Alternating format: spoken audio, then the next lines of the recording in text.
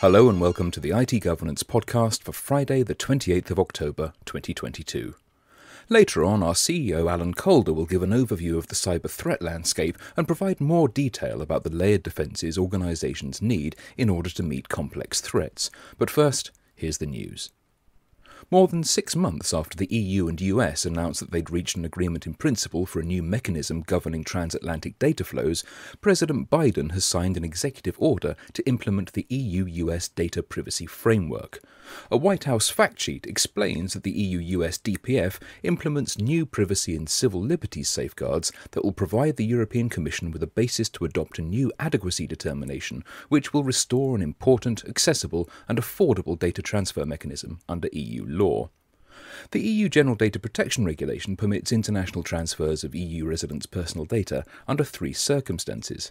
First, where the destination country has an adequacy decision demonstrating that it provides a suitable legal level of protection for EU residents' personal data. Second, through standard contractual clauses or binding corporate rules. Or third, if an approved certification mechanism is complied with. Until July 2020, transfers of EU residents' personal data to the US were governed by the EU-US Privacy Shield. However, the Privacy Shield was ruled invalid by the European Court of Justice following legal action by the Austrian privacy campaigner Max Schrems and his organisation Neub, or None of Your Business, who objected that the Privacy Shield didn't protect EU residents from US mass surveillance programmes. Since the Schrems II case, organisations have had to rely on standard contractual clauses or binding corporate rules, alongside supplementary technical measures to protect personal data, while talks about a replacement for the Privacy Shield continued. So what do Max Schrems and Neub, whose efforts caused the demise of the EU-US DPF's 2 predecessors, the Privacy Shield and the Safe Harbour Scheme, say? Well, unsurprisingly, they're not convinced that the new agreement addresses their original concerns, not least because the EU-US DPF doesn't actually require US organisations to comply with the EU GDPR. For example, Neub explains they don't even need a legal basis for processing such as consent. Schrems commented, "We will analyse this package in detail, which will take a couple of days. At first sight, it seems that the core issues were not solved, and it'll be back to the European Court of Justice sooner or later." Of course, the new framework won't apply to the UK because of Brexit. However, the Secretary of State for Digital Culture, Media and Sport, Michelle Donnellan, and the US Secretary of Commerce, Gina Emery-Mondo, issued a joint statement on the 7th of October, the day President Biden issued his executive order, to launch a UK-US comprehensive dialogue on technology and data. The statement announced significant progress on UK-US data adequacy discussions and said that the UK and US were working together to ensure that a deal on UK-US data adequacy upholds the rights of data subjects, facilitates responsible innovation, gives individuals in both countries access to the services that suit them, reduces burdens on businesses, and delivers better outcomes for people. Meanwhile, on the subject of GDPR mechanisms for international data transfers, the first data protection seal has at last been approved by the EDPB, or European Data Protection Board.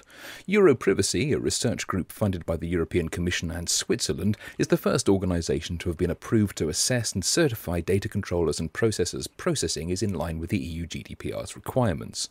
Others will doubtless follow soon. A new ransomware campaign has been targeting Ukrainian and Polish transportation and logistics companies. According to the Microsoft Threat Intelligence Center, the previously unidentified payload, which is labelled Prestige Ransomware in its ransom note, was found to have targeted several organisations in the space of an hour on the 11th of October. Many victims had previously fallen victim to Russian state-aligned cyber attacks and the Foxblade or Hermetic Wiper malware. However, Microsoft is yet to link this ransomware campaign to a known threat group and is continuing its investigations. The researchers found that the attacker likely had highly privileged credentials from a previous compromise, which they used to deploy the ransomware across the victim environments using 3 methods. In the first 2, the ransomware payload is copied to the admin's share of a remote system, and InPacket is used to either remotely create a Windows scheduled task on target systems to execute the payload, or remotely invoke an encoded PowerShell command on target systems to execute the payload. And in the third, the ransomware payload is copied to an Active Directory domain controller and deployed to systems using using the default domain group policy object. The ransomware can then encrypt files with certain extensions. As with all malware attacks, this initial campaign is unlikely to be the last. It's very likely that the ransomware will be deployed again, especially as the war in Ukraine continues and Ukrainian organizations and allies are targeted. Microsoft provides a set of defensive steps that organizations can take and is monitoring the activity under the name Dev 0960. That was the news. Now, we know that a defense-in-depth approach to cybersecurity provides the layered defenses that organizations need to combat increasingly complex threats. But what should those layers entail? Over the coming weeks, IT Governance's CEO Alan Calder will talk you through the stages of a cyber defense in-depth strategy. This time, the first layer, detection. So, the World Economic Forum a bit earlier on this year said what for me is kind of an obvious thing, looking ahead to 2022-23, that's the rest of this year, next year, cybersecurity must be seen as a strategic business issue that impacts decision-making. And when you look across the threat landscape, the organizational attack surface, way in which the compliance landscape is changing to reflect both of those and what's happening on the supply side, it kind of bears out that top-level message. Ransomware will attack a device every 2 seconds by 2031, up from every 11 seconds last year.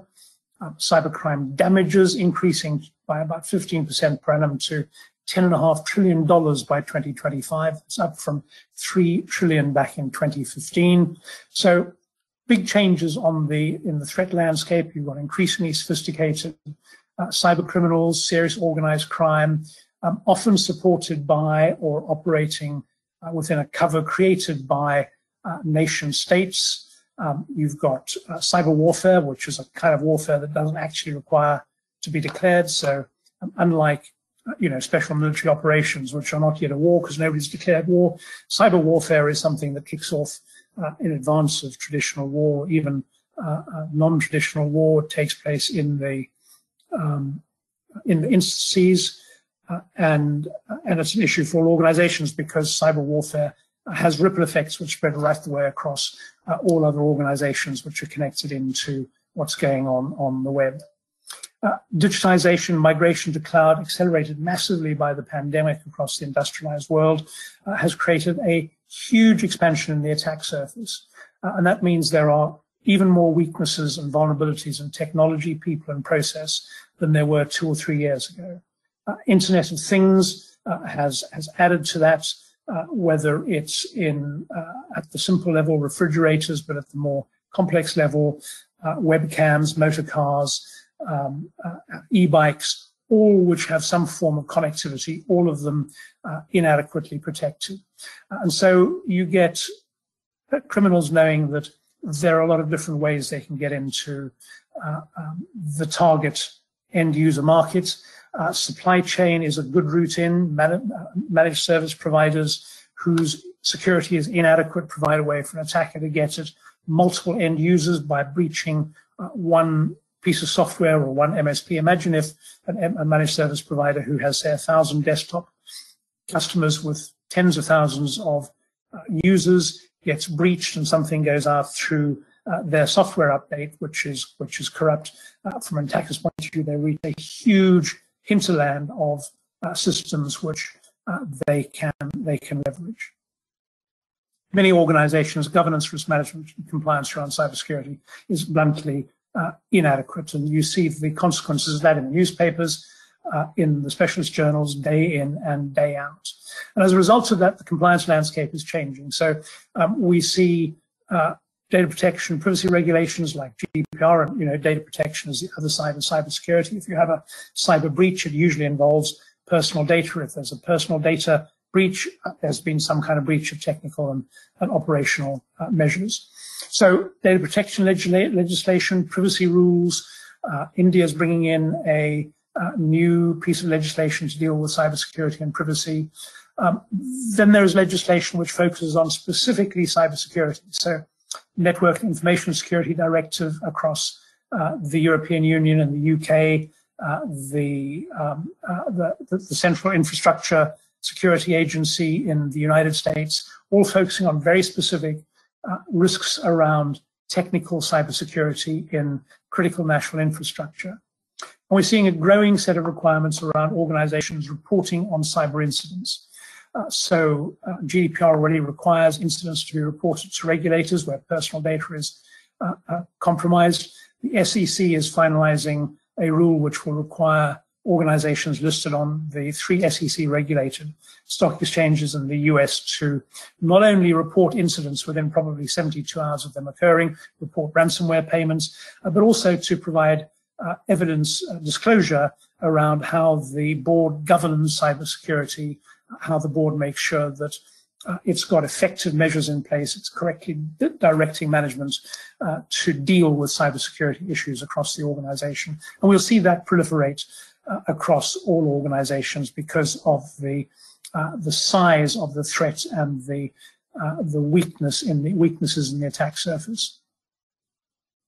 When you think about how you're going to deal with that, you look at the supply side of cybersecurity. Well, there's a global shortage of cybersecurity and data privacy professionals running somewhere in the order of 2.7 to 3 million people. The supply market is fragmented, lots and lots of small companies with different solutions which don't fit together, make it difficult as a buyer to work out how to find a staff awareness training product which works alongside a vulnerability assessment tool, which works alongside a governance framework. Lots of small single solution businesses, and of course cyber insurance is becoming much more expensive with ever fewer organizations prepared to provide cyber insurance. So significant changes happening in the market, and it's going to get worse very much more quickly because the market is responding all the time to very rapid evolution in the bad actor side of what's going on. Lloyd's of London just instructing members that any reinsurance policies from March 2023 will have to exclude damages arising from cyber war. Cyber war is a very grey area. Anything which involves nation state could be held to be cyber war, and that could mean that you'll be able to get cyber insurance, but actually when you need it most, it simply won't apply. So how are you going to demonstrate to clients, to stakeholders, that what you've got in place is adequate defense in depth if you can't point at a cyber insurance policy which you know will pay out when things go really pear-shaped? So it's going to be something that organizations have to do, and you have to do much sooner than spring of next year, because by March 31st, 1st of April, when cover is no longer going to be applied to cyber war, it's no good you then having to spend 6 months getting yourself into shape. You need to be in shape as quickly as you possibly can. So serious changes coming in organizational risk profile, and that's happening at the same time, as I said, that threat actors are becoming more and more sophisticated. So we're used to talking about non-target specific attacks. They look for vulnerabilities. So there's recently a company that was hit 3 times in a couple of hours. The first 2 attacks were by 2 different attackers focusing on the same vulnerability, came within 20 seconds of one another. The 3rd attack was a repeat by the first organization a couple of hours later, because they knew that there would be a different vulnerability they could exploit. This is becoming common. Attackers coming back, you pay the ransom, they come back 3 weeks later because they know that you haven't fixed the vulnerability. So it's non-target specific. If you're a larger organization, they might be focused on how do they breach your systems. Serious organized crime, but on top of that, you've got to think about competitors, you've got to think about natural disasters. All of these are threats which can disrupt the day-to-day operation of your business, which increasingly, because of digitization and migration to cloud initiatives, means that you're very dependent on being able to operate in the digital domain. Attacks come through people, through processes, weaknesses in processes like you don't have a process around proper updating of passwords or password length or complexity, exploiting weaknesses in technology, vulnerabilities that are not patched, operating systems out of support. And the threats are hugely varied, whether it's malware, a web attack on your website, an attack on somebody arriving on a website. It's a man-in-the-middle attack, which places an attacker in the middle of an email conversation because the conversation is not encrypted. It's exploit kits or ransomware, which is downloaded onto a system. The quality of attacks is increasing all the time, particularly as threat actors specialize, so that you have some criminals who specialize in acquiring access to networks. They will sell that access on to affiliates who will deploy attack code. They will pay part of their winnings, if you like, to the people who created the attack code from them. So you get specialization inside the threat actor side of what's going on. Targets are intellectual property, payment card data, personal data, money, reputation. So, the simple form of, hello, you've just joined the business, but I still need you to buy £5,000 worth of Amazon vouchers because I'm in this meeting. I haven't got time to do so. Would you rush out and do it? That type of email business compromise is as much of a attack on the integrity of a business. It's a very quick way for an organization of criminals to get £5,000 worth of Amazon vouchers, untraceable, do with what they like, as is intercepting a payment, as is getting you to pay a £10 million ransom. And the average ransom in health sector in America, for instance, now is $10 million. So what criminals are stealing is whatever they can monetize, whatever they can take from you and turn into something valuable that they can move around the world that's untraceable. So how do you deal with that? You've got to build defense in depth. A simple single layer of defense just does not cut it. Today's cyber criminals are way too sophisticated. The attack is way too automated for you to assume that just doing one or two things is going to keep you safe. And your thinking around defense in depth has to, first of all, detect attacks. You have to build protection in against the attacks that get through that first layer of defense. You have to then think much more structurally around crown jewels, how you build and manage on a risk and reward basis defenses around those crown jewels. You have to think about how you're going to respond when your core defenses get beaten. And then you have to think about recovery, and particularly when recovery is when you might be thinking about cyber insurance. Cyber insurance, frankly, is only a mitigation to the expense of recovery. It's not a defense of its own. You should think about cyber defense as nothing else than a recovery mitigation. So layered defenses, putting layered defenses in place, mean that you can build the right combination of physical, technical, and administrative controls that help safeguard the organization, because more than one of those layers are unquestionably going to be breached. That's a racing certainty. Every organization is breached. Only a few make it into the press. There's half a dozen of them in the press every day. Yesterday, there was a hospital in the southeast of Paris breached, ransomware deployed, €10 million ransom demanded. Management of the hospital said, no, we're not paying. Paying ransoms is a bad thing. It just encourages you guys. So they're busy trying to work out how to get the system back up and running. They're turning patients away. Not a good thing for a hospital to be doing. Nurses are moving data around on paper, trying to access the data they need to manage patient care on paper. You can't get it on the system because the system's locked down. Just one of many examples. 66% of healthcare institutions in the United States in the last 12 months have had a cyber attack of one sort or another. It's a serious and major issue for all organizations today. So a brief look at the 5 stages of a defense in-depth array. Level 1, detect the attack. Your most vulnerable internet-facing resources are your software, your applications, your websites, your firewalls, your operating systems, email, and it's your people. Your attackers are looking to exploit vulnerabilities in one or other or both of those. Remember, your attacker needs to be successful one time.